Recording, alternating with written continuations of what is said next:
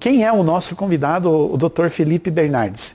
O Dr. Felipe ele é especialista em terapia cognitiva e comportamental em saúde mental, pelo AMBAM, Hospital das Clínicas da Faculdade de Medicina da USP. Foi formado em terapia de aceitação e compromisso, também pela mesma instituição, Hospital das Clínicas. É formado pela Universidade de São Francisco em 2016 e trabalha também com clínica de público adolescente e adulto. Ele trabalha também aqui em Itapetininga, na Clinicor, na Praça Siqueira Campos, número 102, no centro. Faz atendimento online e presencial e também tem o seu Instagram, que é a hashtag PSI Felipe Bernardes. Depois ele vai mostrar com maior detalhe e também vai dar o seu telefone. Boa tarde, doutor Felipe. Tudo bem com o senhor? Boa tarde, querido. Tudo bem. Tirando a pandemia, né? A gente está seguindo em frente.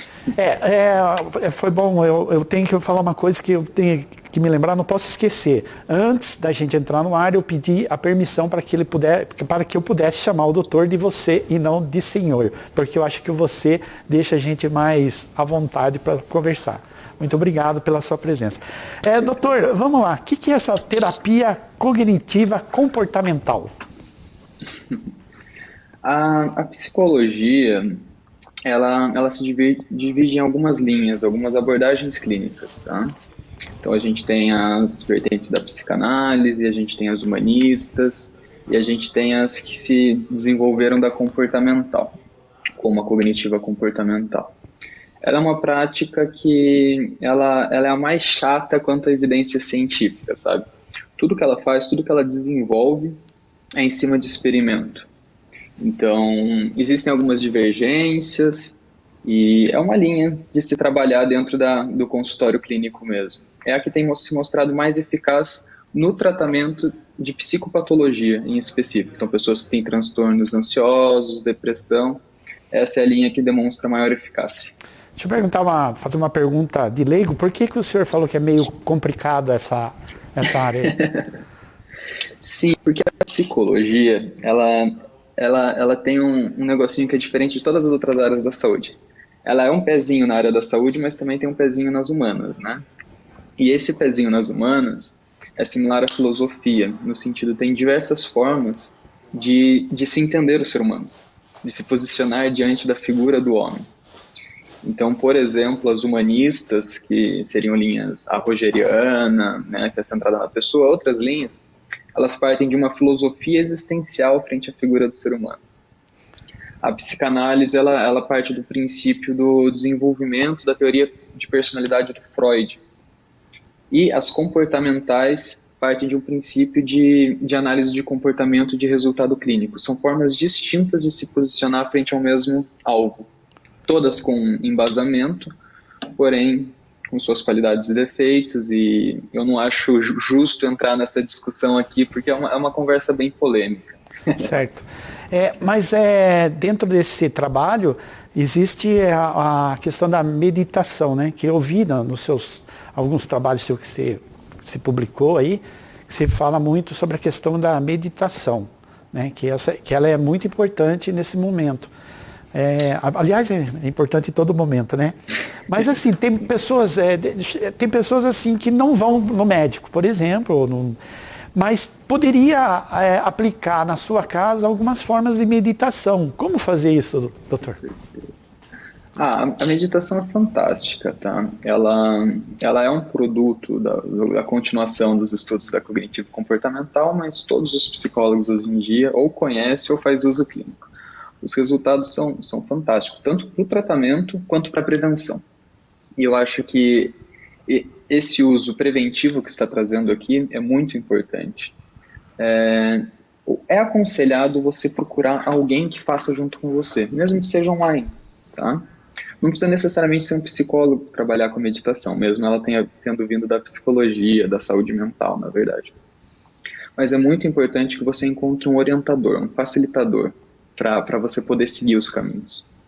Então, por exemplo, tem um aplicativo que eu adoro, ele é o que eu uso diariamente, que o nome dele é Insight Timer. É como se fosse um potinho de madeira, assim, o logo dele. E lá dentro tem alguns cursos de profissionais que já deixam liberados para fazer. Então é só entrar, são cursos super baratos, e além disso tem milhares de meditações do mundo inteiro disponíveis de forma gratuita lá. Então ele tem curso já para iniciante, então ensinando a começar a meditação. É muito bacana, vale a pena. Eu fiz por lá também para conhecer e sou apaixonado pelo aplicativo. Além disso, tem canais no YouTube, eu gosto muito, o canal que eu mais gosto é o canal Mente Aberta, Instituto Mente Aberta, é um instituto da Unifesp, então que é o que está mais na frente aí dos estudos da meditação no Brasil. E são 2 profissionais que têm esse canal, professores lá da Unifesp, eles são fantásticos, tem diversas palestras sobre meditação, explicando como começar também, tem mais de 50 meditações deles disponíveis, é muito legal. E assim, querido, o segredo da meditação está no hábito, sabe? Ela não é especial, assim, pelo menos essa meditação científica de atenção plena, né, não tem nada místico nela. Então, é para qualquer um, é para mim, é para você, é para quem quiser fazer, sabe? Assim como todo mundo pode fazer uma caminhada na hora que acorda, não tem que ser especial para isso, é só levantar da cama e fazer, a meditação é a mesma coisa. No começo vai ser difícil, né? Vai pegando no tranco, você vai ter que se forçar, no começo a mente divaga bastante, só que rapidinho o organismo acostuma e os benefícios são absurdos, vale a pena dar uma pesquisada assim.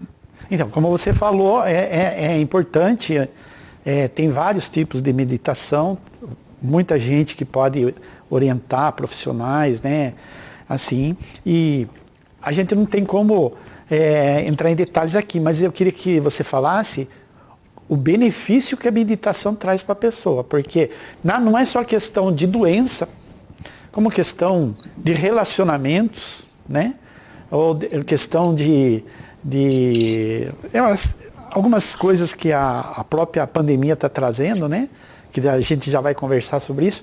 Os benefícios de uma pessoa assim, eu peguei o hábito de fazer a meditação, sei lá com quem, como foi, né? Mas qual seria?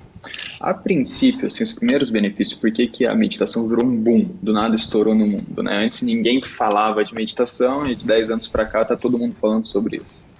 Os primeiros benefícios apresentaram como tratamento de transtornos ansiosos, que eram muito difíceis. Então tem o tipo TEPT, que é o transtorno de estresse pós-traumático, que é muito representado em filme norte-americano, que o cara volta da guerra e acaba sonhando à noite e dando tiro, ou saindo assustado pela casa. E é muito difícil o tratamento dessa população. E a meditação foi, a primeira população-alvo foi essa, e assim, conseguiram em 2 meses diminuir absurdamente a sintomatologia, coisas que o tratamento de anos não conseguiu. Daí todo mundo voltou a olhar, começou a entrar muito dinheiro, muita pesquisa em cima disso, né? E hoje em dia, sabe-se que a meditação, ela aumenta absurdamente a sua capacidade de concentração, então para focar, para trabalhar, para estudar, isso. Então, muito CEO, muitas empresas já colocaram isso em prática, principalmente no exterior, no Brasil também está acontecendo. Sistemas educacionais colocaram também, então, assim, sistema educacional público inglês, canadense, toda a Europa de maneira geral, escolas particulares dos Estados Unidos já trazem a meditação desde o começo, né, da educação infantil, por causa desse aumento de foco. E ela é uma técnica extremamente preventiva, porque ela aumenta a sua capacidade de se perceber e lidar consigo mesmo.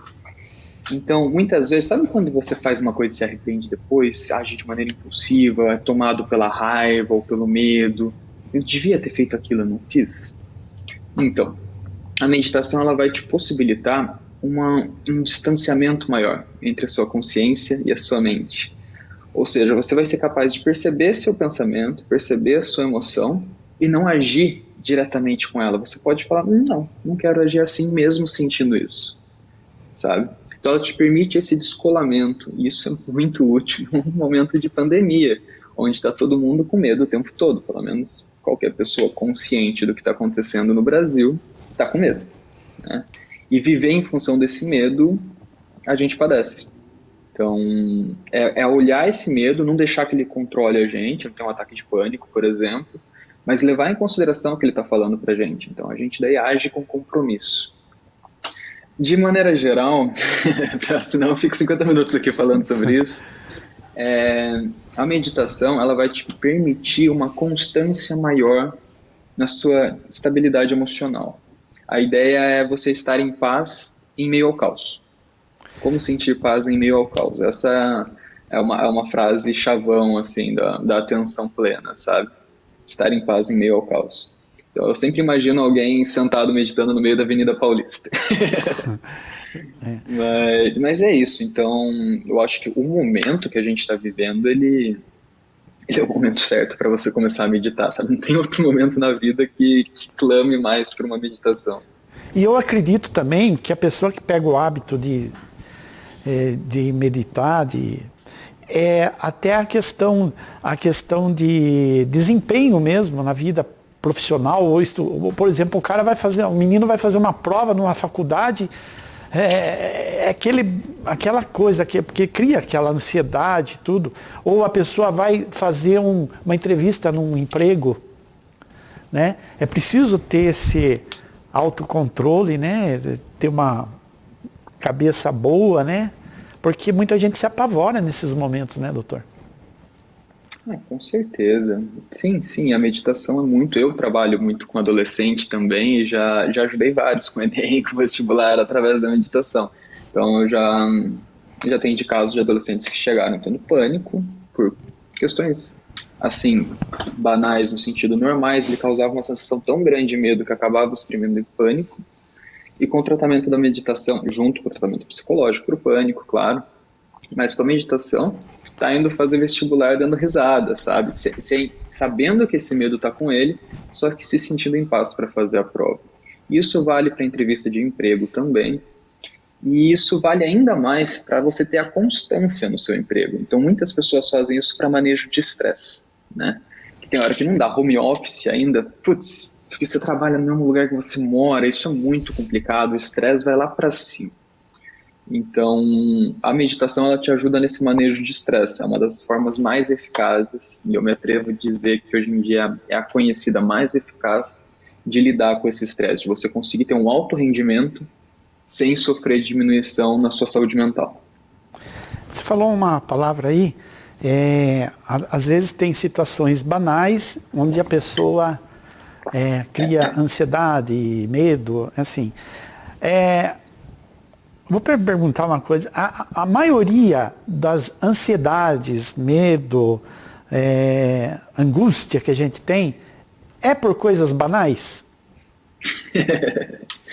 Olha, difícil, porque assim, medo, angústia, ansiedade, elas são habilidades evolucionárias que a gente tem. Só interrompendo, porque às vezes a gente coloca um monstro dentro da gente, quando na realidade não é. Sim, e parte do tratamento para a ansiedade é exatamente isso. Só que a gente precisa separar porque, assim, a ansiedade mesmo, ela é muito boa para a gente. A ansiedade é o medo do futuro. Então, sem ansiedade, uma pessoa que não tem ansiedade, ela não ia olhar para os dois lados da rua antes de atravessar ela e provavelmente seria atropelada, entendeu? Então, a ansiedade é muito boa porque a gente prevê possíveis danos, possíveis problemas e cria soluções para isso, então age de acordo. O céu está escuro hoje, eu vou levar meu guarda-chuva, entendeu? Sem ansiedade a gente não teria nem esse mínimo, a gente não teria sobrevivido aos leões. Agora, hoje em dia, o mundo tá muito diferente do que o nosso cérebro estava acostumado há 2-3 mil anos atrás, né? E é o mesmo cérebro. Então, a gente muitas vezes é hiperestimulado, principalmente na pandemia, com as mídias aí, com questão de morte, problema e acidente, e o cérebro começa a entender que o tempo todo você está em risco. Então não é que é uma coisa banal, mas é que o que poderia ser uma coisa banal, a mente acaba interpretando como algo absurdamente problemático, como esse monstro que o senhor trouxe aqui, e se distancia da realidade. Né? Então parte do tratamento é justamente trazer a atenção para a realidade. Então, no momento, eu não estou em risco. Eu estou aqui sentado na minha sala, conversando com o senhor. Não tem ninguém querendo me atacar, não tem ninguém me matar, não tem ninguém me julgando. Está todo mundo, quem está assistindo, acredita que está querendo aprender. Né? Porém, minha mente pode estar interpretando que não, porque tem pessoas que vão analisar, tem pessoas que vão me julgar por causa disso, e interpretar como se eu estivesse em risco físico no momento. E eu começar a tremer e começar a ficar ansioso. Então, parte do tratamento é eu conseguir me conectar com o agora, nem que eu traduza esse agora aqui para mim. Então, eu estou aqui na minha sala, tenho minha canequinha de café, minha taça com água, eu começo a ler para conseguir vir para o presente e sair dessa neurose, dessa desenvolvimento de pensamentos. Fez sentido? Tem sentido. Então, eu posso chegar à conclusão que às vezes também o monstro que eu falei para você é a gente mesmo que cria, né? Sim. Sim. Não, com certeza. Mas cuidado com culpar, né? Porque não é assim tão fácil. Isso é coisa da sua cabeça, sabe? Não é porque é coisa da cabeça que a sensação não é real. Então, alguém que está tendo um ataque de pânico, por exemplo, ele pode estar super seguro na casa dele e tudo mais, só que a mente dele interpretou algum sinal de que ele está morrendo naquele momento. Então, quem está tendo ataque de pânico está tendo a mesma sensação de que se nesse exato momento alguém invadisse aí e colocasse uma arma na sua cabeça. Então, a mente está interpretando como se tivesse uma arma apontada para a cabeça dele. Então não é algo que a gente pode banalizar, é um dos maiores sofrimentos do ser humano, é a certeza que eu vou morrer agora. Isso é uma crise de pânico, sabe? Então assim, é um monstro que minha mente criou, com certeza, mas não tem como desvalidar também, falar que é bobagem, é coisa da sua cabeça, vai trabalhar, é algo muito sério, orgânico, e tem que ter um tratamento bem específico em si. Isso, a gente vai falar da questão da pandemia, mas como estamos falando nessa área aí da meditação, eu fiz aqui umas observações aqui, que eu estava vendo no seu trabalho lá, né? Que você tem uma questão da autoaceitação das pessoas, né? Então, eu acho que a meditação ajuda a gente se autoaceitar, porque tem aquela história, doutor, que sempre fala assim, se perguntarem para mim dizer que as 5 melhores qualidades que eu tenho, eu vou ter dificuldade de falar. Todo mundo é assim, mas se perguntarem as 5 maiores defeitos, eu falo facinho os 5 maiores defeitos, né? Todo mundo é assim. Às vezes a gente se desvaloriza, sendo que a gente tem valor maior, né? Aí você escreveu assim, né? Nessa mudança de vida que é a autoaceitação, o que entra nisso? Você se conhecer, você procurar seus pontos fortes, me corrija se eu estiver errado, você ser amável com você mesmo e com as pessoas, né? Não tanto se criticar e também sempre se perdoar. Fala para a gente disso daí. É isso mesmo, né? Sim, sim. Porque uma coisa que existe na nossa mente é a relação da nossa consciência com a nossa mente, com os nossos pensamentos. Então, assim, para poder desenvolver, vamos fazer essa separação. Digamos que a nossa mente é aquilo lá que é automático, não está no meu controle. Sabe quando só surge pensamentos na sua cabeça, sem saber de onde veio, o que aconteceu, só apareceu lá? Ou uma imagem, ou você não está fazendo nada do nada, você está pensando, ou estou tentando me concentrar, do nada estou viajando no mosquitinho. Essa é a mente. Ou quando acontece alguma coisa, eu tenho uma reação emocional, essa é a minha mente funcionando. Então, tem a situação, os pensamentos, a emoção, tem todo o jeitinho que a mente funciona. Ela está fora do nosso controle, esse é o ponto. A gente não consegue controlar o que eu vou pensar. Né? A pior coisa que você pode fazer para alguém que está irritado é se acalma. Por que você está irritado? Né? Agora é hora de se acalmar. Porque a pessoa não tem esse controle emocional. Ela pode até aliviar com exercício de relaxamento e tal, mas não tem esse controle de agora eu vou me sentir feliz, agora eu vou me sentir triste. Né? Nossas emoções, elas são desencadeadas, eliciadas pelos nossos pensamentos. E muitas vezes nossos pensamentos, eles não são coerentes com a realidade. Eles não são realistas, eles não são adaptativos. Então, muitas vezes eles são bobagens que a nossa mente fala, sabe? Para você trabalhar essa questão de se aceitar, a primeira coisa que você precisa fazer é se observar. Ou seja, estar ciente de como funciona a sua mente e o que ela está falando para você. Né? Então, ter essa capacidade de se distanciar dela... Para nós é complicado. Sim, mas não é tão complicado. É só, assim, imagina que a mente é uma coisa e sua consciência é outra. Sua consciência é onde mora a sua atenção, sua criatividade, seu foco, tá? E sua mente é o que está trabalhando lá o tempo todo, é o radinho ligado que fica lá atrás o tempo todo falando coisa e fazendo você sentir coisa, querendo interpretar a realidade. Para você se aceitar, você primeiro precisa conseguir escutar o que sua mente está te falando e compreendê-la, né? Então, olha, estou sentindo medo, né? Antes de começar a entrevista aqui, eu estava um pouquinho ansioso. Então, nossa, estou um pouquinho ansioso. O que que minha mente está me falando? Ah, minha mente está me falando que é bom eu prestar atenção no que eu vou falar para não falar bobagem, né? Falo, não, tá, mas tudo bem, eu sei, eu estudei, então não vou falar bobagem. Perceba que eu reconheci o que estava me causando ansiedade em forma do pensamento. Estou com medo de falar bobagem, né? Então esse é o primeiro ponto, é reconhecer a mente o que ela fala pra gente. O segundo é falar tá tudo bem, ao invés de criticar. Porque eu poderia ter uma abordagem do tipo, não, seu covarde, seu fraco, você não pode sentir medo, sai medo, eu não posso sentir medo, entendeu? Se eu não aceitar, a emoção não vai embora. Ela fica e ela cresce quando a gente nega, quando a gente fica brigando com ela. Porque não necessariamente ela não tem, como eu posso dizer, essa interpretação cognitiva, ela não necessariamente tem que ter raiz racional. Então, bom, não vale a pena discutir com quem não segue uma linha racional, concorda? Eu aceito que minha mente está com medo e trato, aí que entra a compaixão, e trato ela com amorosidade, com compaixão. Falo, tá tudo bem, eu entendo que você está com medo, eu entendo que você está com medo de falar bobagem, né? Eu tive alguns professores rígidos na graduação que pegavam no pé de quem falava bobagem. Então é daí que vem esse medo. E tá tudo bem, mas isso não significa que eu tenho que agir com esse medo. Eu posso me deslocar dele. Então a autoaceitação é nesse sentido, de você observar o que está dentro de você e tratar a si mesmo com carinho, fazer esse diálogo mental com compaixão. Porque muitas vezes, cara, a gente acaba sendo rígido demais, crítico demais, quase como um ditador. Sabe, eu tenho que fazer isso, eu tenho que fazer aquilo, não posso sentir isso, isso é besteira, isso é frescura. A gente não se trata como nosso amigo. Eu acho que essa metáfora vai deixar bem mais fácil tudo isso.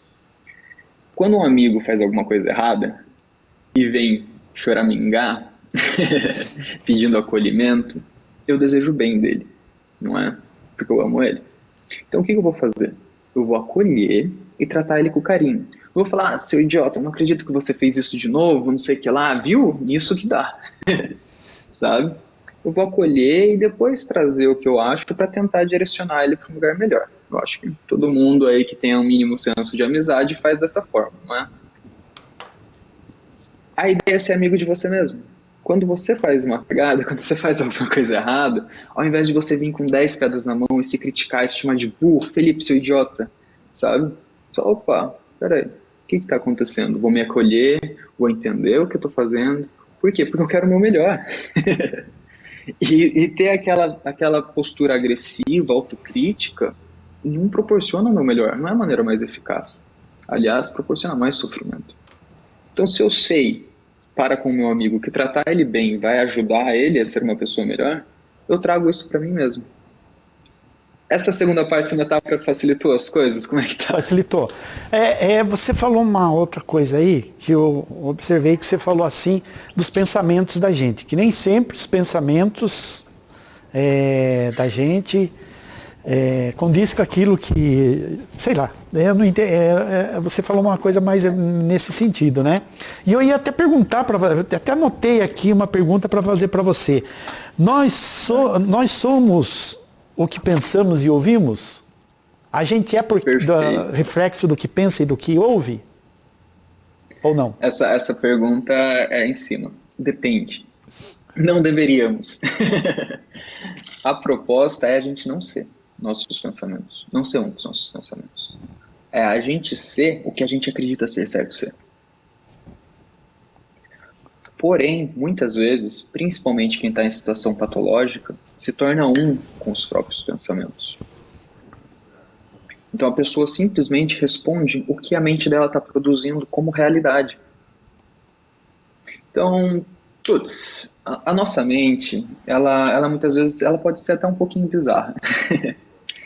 Então, digamos que tem alguém com muito poder no Brasil que as suas ações estão causando uma tragédia a nível internacional aí de saúde. E eu acordo todas as manhãs com o pensamento de caramba, que vontade de matar ele. Isso não me transforma num assassino, entendeu? Se eu reconhecer esse pensamento e perceber que isso é simplesmente fruto da minha frustração, nada mais. Então eu não tenho que... O saudável está em você não ser refém dos seus pensamentos, do seu estado emocional. E o patológico se faz quando você se torna um com isso. Quando você se torna refém da forma como sua mente está processando a realidade. Porque nem sempre ela é real. Nem sempre ela está de acordo. Tá? Então, muitas vezes acabamos sendo um com os nossos pensamentos, porém, o ideal é não ser um com os seus pensamentos. Os pensamentos ser parte de quem você é e você se fazer independente deles. Uhum. Aí até eu ia perguntar para você como, aí entra o profissional, lógico, mas como controlar os nossos pensamentos?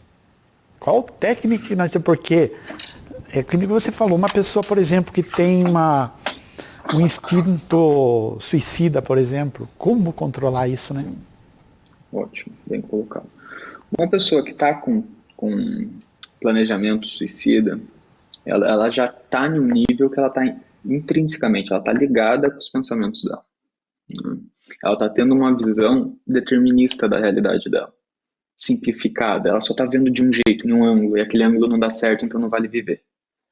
A compreensão de realidade dela não está ampla, não está flexível. A gente não tem como controlar o pensamento. A gente até consegue. Lá que eu falei, com exercício de relaxamento, tem algumas técnicazinhas ou outra, mas o pulo do gato está não na tentativa de controlar seus pensamentos. Eu não posso pensar isso, porque a nossa mente só soma. Então tudo que a gente pensa, a gente já pensou, e toda vez que a gente pensa que não deve pensar, a gente está pensando de novo, sabe? Então, o tentar controlar aumenta ainda mais a ansiedade. Então, por exemplo, a ansiedade é a vontade de controlar tudo, né? Por medo de alguma coisa sair do controle. E como que eu vou controlar a vontade de controlar, entendeu? Então, essa palavrinha ela é complicada. Uma palavra legal é o manejo dos pensamentos. É como lidar, não como controlar, mas como lidar com os seus pensamentos. Os pensamentos vão continuar vindo. Agora, é só parar de acreditar neles que tá tudo certo. Entendeu? E não controlar o que tá vindo. Porque eu lidando com ele, daí os que eu rejeito, falo, mas isso daí não tá muito de acordo com a realidade, não é o que eu quero para mim. Ele com o tempo vai parando de aparecer, porque meu organismo vai entendendo que a utilidade dele é nula.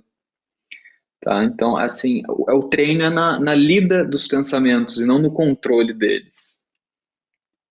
Ficou claro ou ficou mais confuso?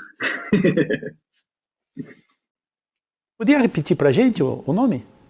Não sei se é. Oi?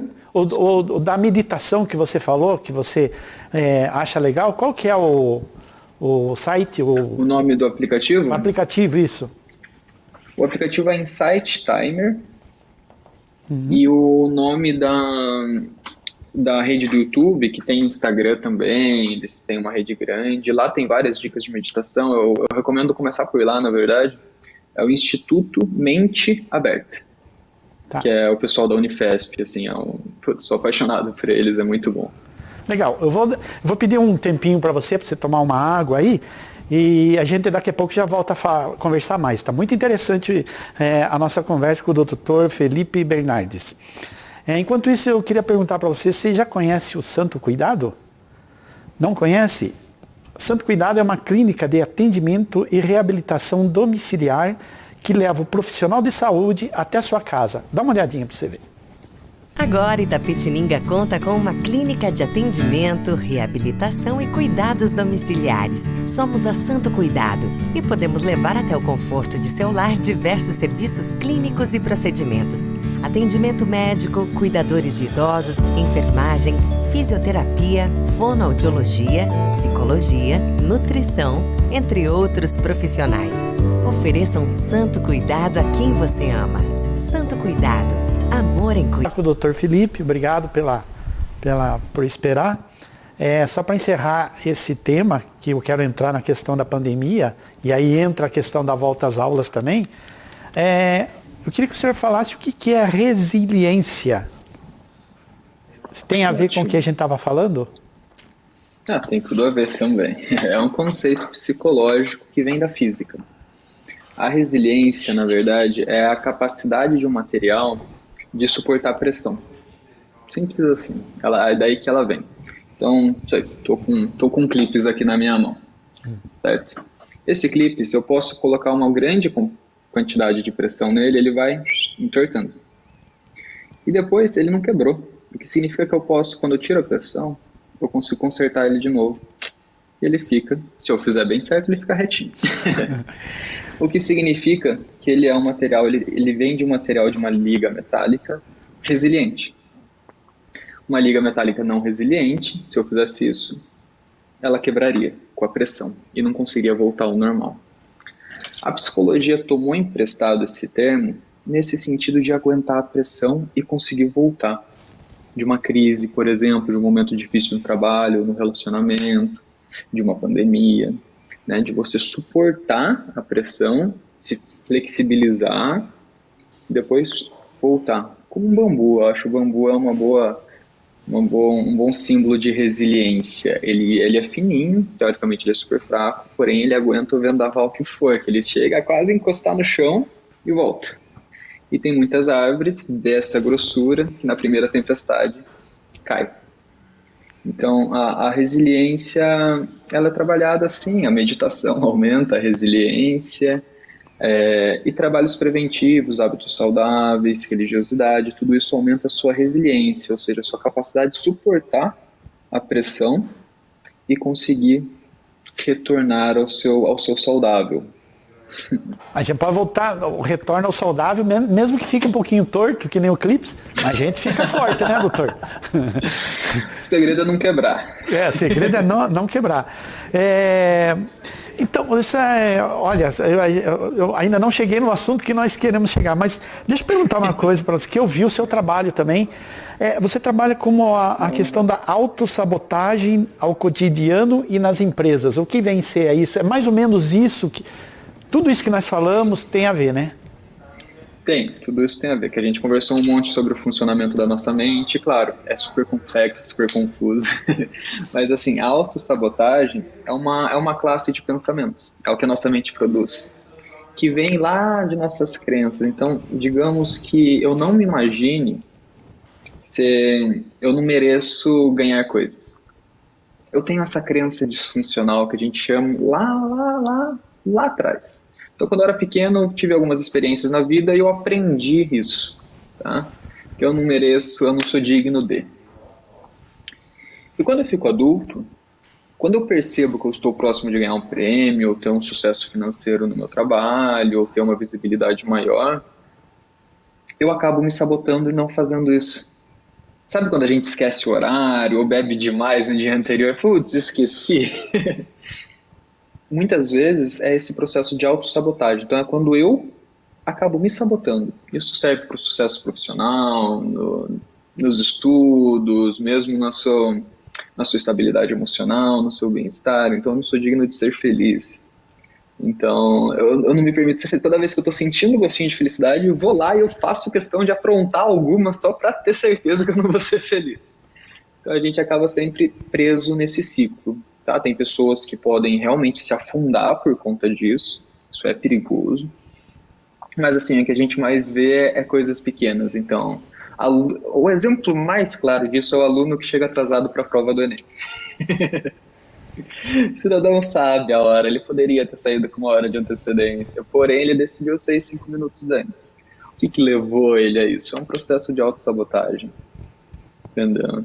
Seja por não se sentir digno, seja por não se sentir capaz e se esquivar de uma punição, por exemplo. Então, eu não acho que eu vou passar e eu não quero perceber que eu não vou passar porque eu vou me sentir um fracassado.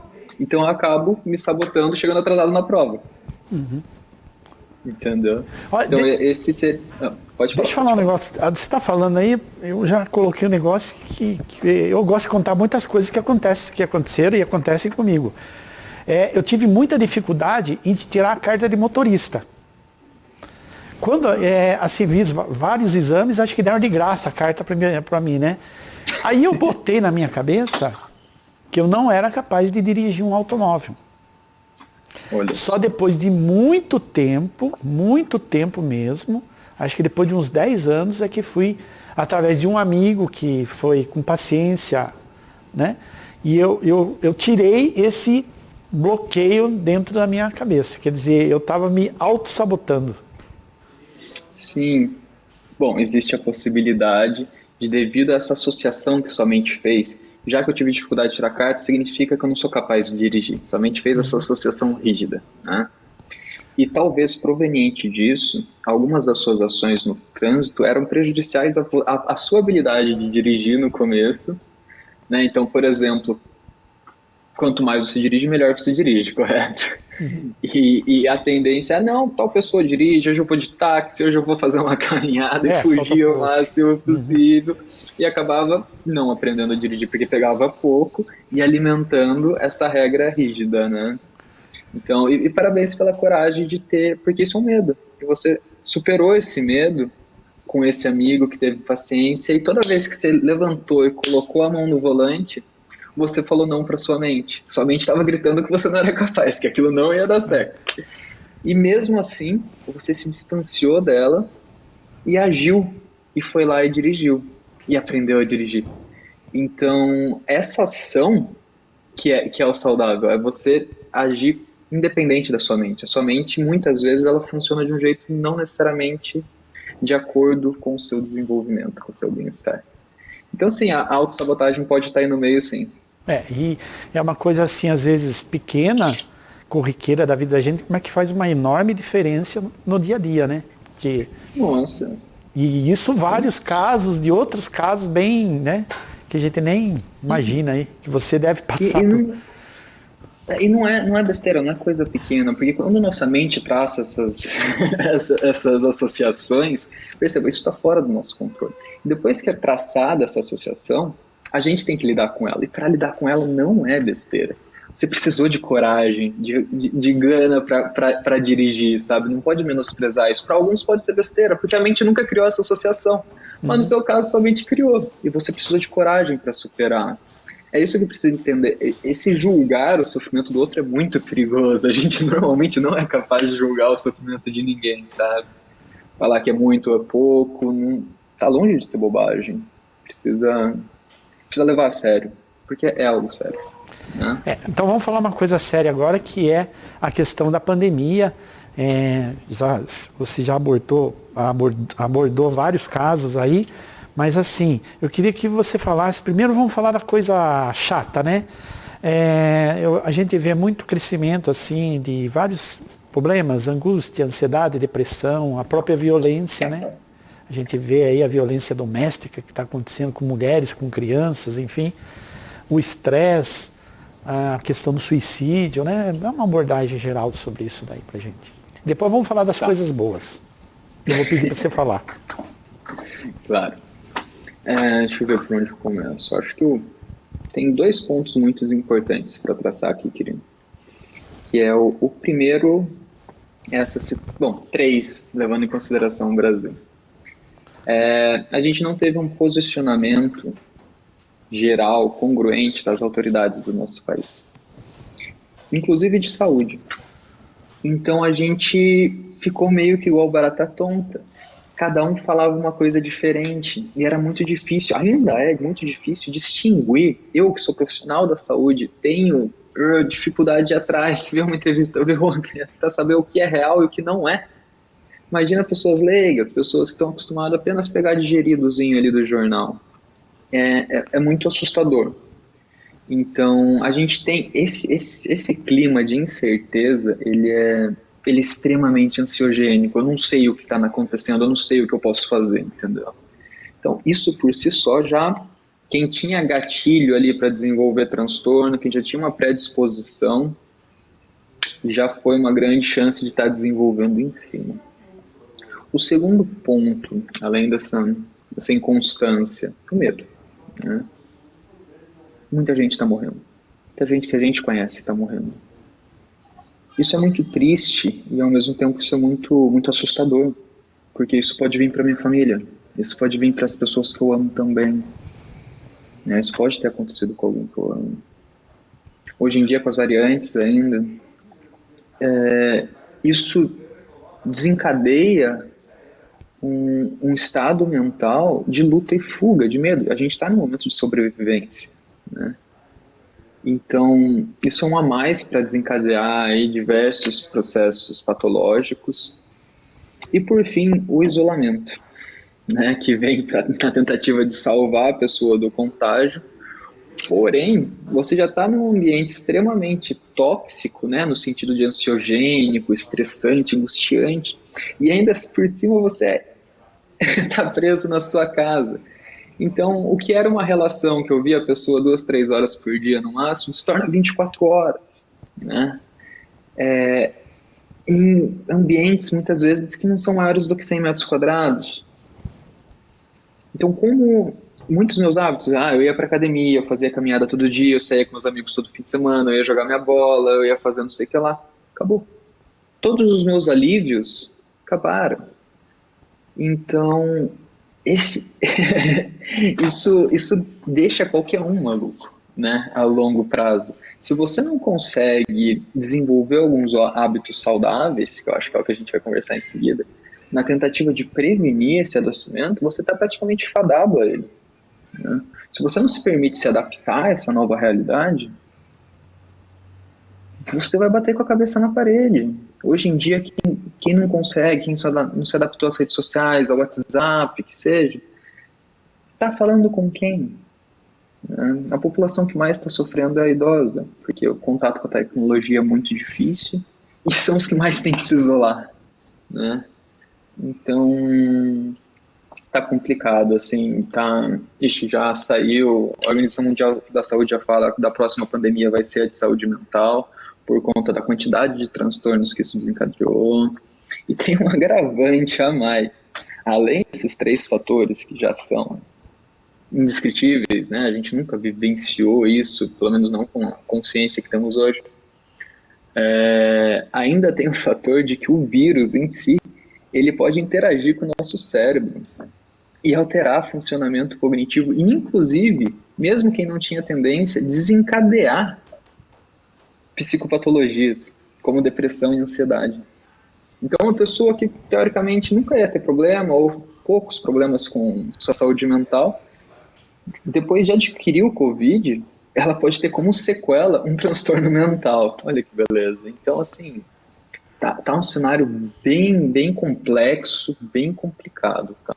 Eu acho que é isso que eu posso falar. Aquilo que você falou, né? É uma pena as pessoas mais de idades. Eu, por exemplo, eu peguei o hábito de, na minha casa, eu tenho condições de fazer isso, tem muita gente que não tem condição e tal, de eu entro em contato com meus amigos via online, como nós estamos fazendo aqui agora. É uma forma da gente não ficar totalmente isolado. Mas é assim, que dicas você dá, além disso, né, para que a gente possa, sei lá, ter uma vida mais saudável, né, com essa pandemia, né? Na medida do possível. Na medida do possível. É isso, é estar aberto a se adaptar, sabe? Lógico que eu prefiro sentar numa mesinha de bar com meus amigos e tomar minha cerveja. Lógico, é muito mais gostoso. Porém, eu tô privado disso. E é por isso que eu vou passar minha sexta-feira à noite, meu sábado à noite sozinho na minha casa, trancado, fazendo nada. Não, eu posso aceitar essa minha impossibilidade e combinar de falar com meus amigos por videoconferência. Inclusive dá para tomar cervejinha por videoconferência, que fica bem divertido o papo também, sabe? Não é igual, não é legal. Assim, a gente não tem um abraço, né? A gente é brasileiro, a gente gosta disso. Porém, já é alguma coisa, e é alguma coisa muito importante pra gente. Esse contato, e não só com os amigos, com os familiares também. Eu sei, cansa ficar mexendo no WhatsApp, tela cansa, não é igual.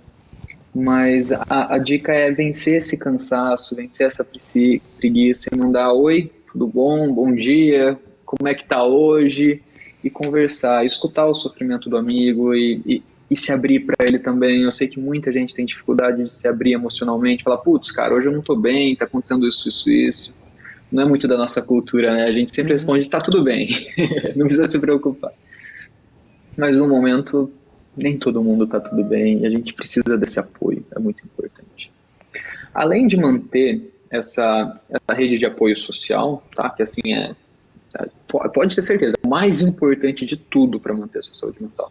Inclusive religiosidade, por exemplo, que conversa ali com os colegas da religião, assiste a missa, dá para fazer tudo online, isso é fantástico, dá para participar de grupos de oração online, dá para fazer tudo isso online. Não é igual, eu sei, mas já é alguma coisa e você precisa dessa coisa. Já é o suficiente. E além disso, você se adaptar ao seu dia. Então, muita gente perdeu a rotina, muita gente se viu de mãos atadas com o trabalho. E aí, o que eu vou fazer?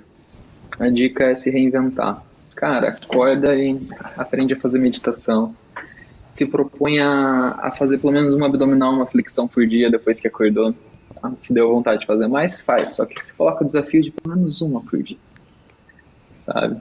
Conversa com os amigos, pega uma alimentação saudável, tenta estudar alguma coisa diferente, que seja como mexer na tecnologia, sabe? Tenta desenvolver um novo hábito, aprende a editar vídeo, aprende a mexer em aplicativo de música, se reinventa, consome, aprende a tocar violão se você estiver entediado, sabe? Tudo isso faz sua mente funcionar e focar em atividades que te fazem se sentir bem. Então você traz a sua atenção para coisas que aumentam o seu bem-estar. Você se livra, digamos assim, do tédio, do medo, da angústia, porque quando que eles aparecem? Quando você não está fazendo nada, né? Ou assim, quando você está fazendo alguma coisa que não te interessa muito. Isso em um cenário não patológico, tá? Então essas atividades, elas vão te ajudar a se manter vivo, a fazer valer a pena, né? E assim, eu acho que o mais importante é a gente não esquecer que vai passar. Uma coisa boa que eu aprendi com a pandemia, e eu peguei o hábito, é fazer minhas caminhadas. Agora eu faço caminhada sozinho, com máscara, álcool em gel no bolso e não passo disso. Ótimo. Mas eu faço, é uma coisa que me ajudou a esquecer um pouco dos problemas aí, né, doutor? Sim. Sim, exatamente. Eu acho que assim, a dica para lidar com a pandemia, para você não adoecer, para você não precisar de um auxílio profissional, é você focar no que você está fazendo do seu dia. Sabe? Quais são as atividades que você está tendo? O que você está fazendo de bom para você? O que você acha de hoje ligar para aquele tio ou aquele primo que você não fala faz meses? Sabe? Ou separar assim, um horário da noite para assistir aquele filme que você gostava na sua infância, só para ver como é que é assistir ele igual adulto, sabe? É divertido, é uma coisa que te traz um sorriso no rosto, que te faz se sentir bem. Então, focar no comportamento, na ação de fazer coisas, atividades que te proporcionam esse bem-estar, né? A mente vai estar gritando com medo, com angústia, achando que vai morrer a qualquer momento, ou com raiva de tudo isso que a gente está vivendo. E tudo bem, deixa a mente lá. Faz a sua atividade, mesmo que esteja sentindo raiva, mesmo que esteja sentindo medo, mesmo que não esteja com vontade de fazer. Não, eu imagino que tem dias, principalmente agora que o friozinho está chegando, que você não acorda com vontade de fazer caminhada, né? Mas a ideia é vencer essa desmotivação e fazer mesmo assim, porque você sabe que te faz bem. Muito bem. A questão da criatividade de cada um. Antes da gente encerrar, eu só queria... O doutor, com certeza, está chegando na hora do almoço, está ficando com fome. Eu também estou ficando com fome. E a gente vai ver aí agora as imagens do restaurante Vila Rosa.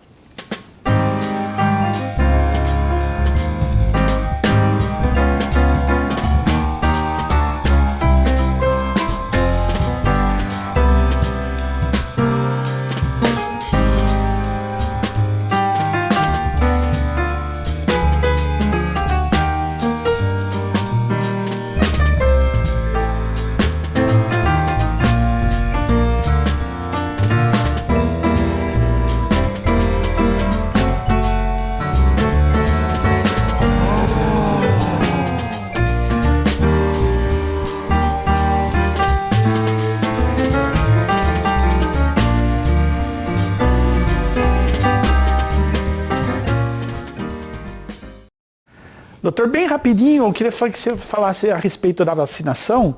E por que tem tanta gente que ainda nega a vacina? E no final você já pode deixar, por favor, o seu telefone, endereço, se assim você quiser, e o seu Instagram também. Sim, mas é difícil. Racionalmente não é compreensível, né? Não tem como partir de uma linha racional para entender alguém que se posiciona contrário à vacinação. A gente já parte de um princípio que a pessoa tá partindo de algo não lógico para chegar nessa conclusão. Similar à ideia da Terra plana, né? A gente sabe que é redonda, a lógica tá ali, e a pessoa fala que a Terra é plana. Então, a gente tem que tomar muito cuidado com isso. Acredito que venha desse movimento de desinformação, né? Pessoas muito poderosas se posicionaram contra a vacina, soltaram mentiras na internet sobre a vacina. Isso tudo acaba entrando no imaginário da população. E tá todo mundo com medo, a gente está numa situação de vulnerabilidade. Então qualquer coisa que falem pra gente que não vai dar certo, a gente acredita, né? São pessoas que estão tomadas por seus medos, por suas preocupações. O indivíduo em si, que se fala anti-vacina, ele não é uma pessoa do mal, né? A gente não pode julgar, ele não é burro também. Mas é uma pessoa que que a gente chama de fusionado, ela tá uma com medo dela. Ela não tá disposta a compreender como as coisas realmente funcionam. Ela só se apegou àquela verdade e traz isso com tudo, com medo de morrer. Mas sendo que, na verdade, ela está trabalhando contrária a essa iniciativa, que é de salvar vidas. Né? Então, é um movimento muito complicado. Sempre que vocês escutarem alguém falando sou contra a vacina,